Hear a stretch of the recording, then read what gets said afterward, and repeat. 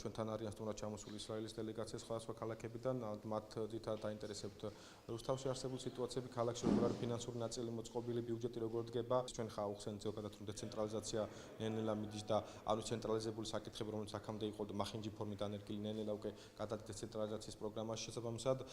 მათთვისაც საინტერესოა, იმიტომ რომ მათი მოწყობა გაცილებით სხვანაირია, ჩვენი მოწყობაც შესაბამისად სხვანაირია და შესაბამისად ისინი ცდილობენ ისევე როგორც ჩვენ რაღაცა კარგი ნაწილის ამოღებას სხვა ქვეყნების თქვა მოწყობებიდან აქუთ რეალობაში მორგებას ისინი ცდილობენ თუ კი ჩვენ გვაქვს რამე ესეთი განსაკუთრებული მოწყობის ელემენტები გაიაზრონ მათ და შესაბამისად ხდება ინფორმაციების გაცვლა.